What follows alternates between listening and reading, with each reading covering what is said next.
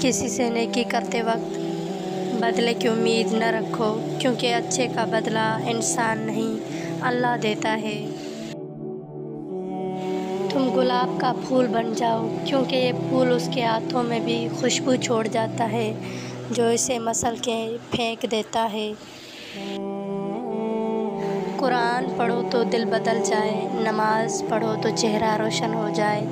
कितनी दिलकश है आप सल्लल्लाहु अलैहि वसल्लम की सुन्नतें, अमल करो तो ज़िंदगी संवर जाए। तारीफ़ के मोहताज नहीं होते सच्चे लोग, क्योंकि असली फूलों पर कभी इत्र नहीं लगाया जाता।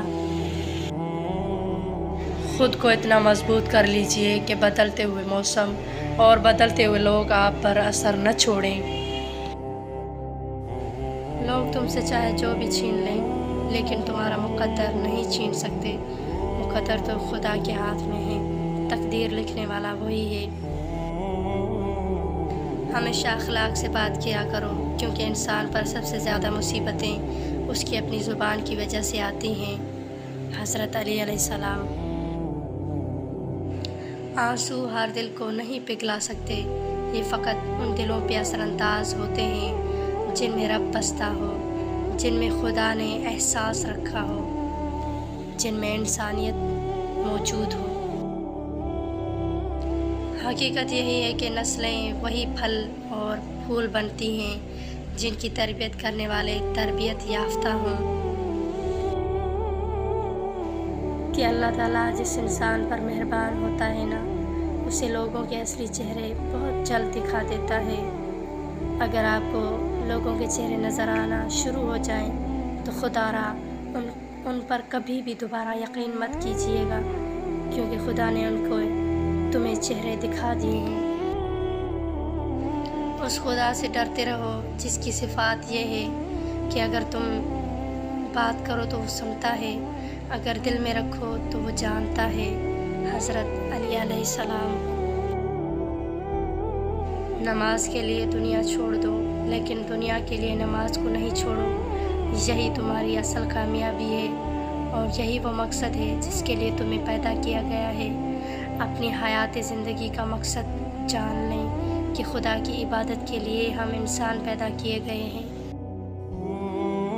मौला अली अलैहिस्सलाम ने फरमाया, ए लोगो, मुझे खो देने से पहले मुझसे पूछ लो। मैं ज़मीन के राहों से ज़्यादा आसमान के रास्तों से वाकिफ़ हूँ। जो पूछना है पूछ लो।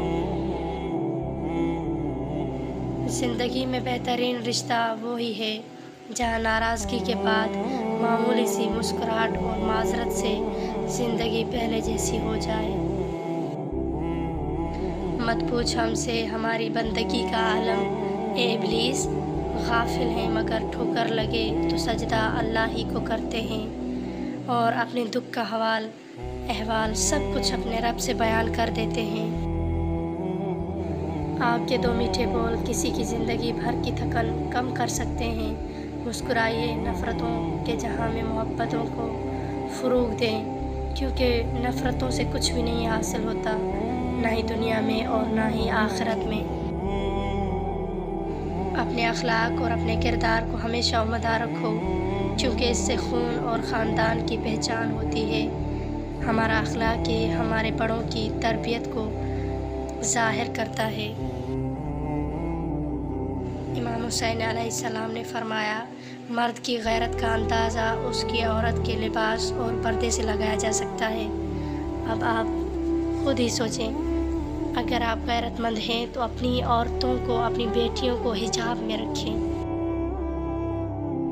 जन्नत वो वाहिद शानदार जगह है जहाँ जाना तो सब चाहते हैं, मगर जल्दी किसी को नहीं है और उसके लिए तैयारी किसी ने नहीं की, क्योंकि जन्नत बग़ैर आमाल के नहीं मिलती। हमेशा खुश रहने की कोशिश करें। उदास रहकर कौन से मसले हल होते हैं। उदास होने से हमारी सेहत में असर पड़ता है। हम अपनी ज़िंदगी को बर्बाद कर लेते हैं। जिनको फ़र्क नहीं पड़ता, जिनको कोई असर नहीं होता, उनके लिए अपनी ज़िंदगी का पल, अपनी ज़िंदगी की खुशियाँ बर्बाद न करें। जो आपकी खुशी में खुश है उसके साथ खुश रहना सीख लें। ज़िंदगी में हमेशा उन लोगों का चुनाव करें जिनको इज़्ज़त देने पर वो खुद से बढ़कर आपको इज़्ज़त दें। यही बेहतरीन लोगों की निशानी होती है।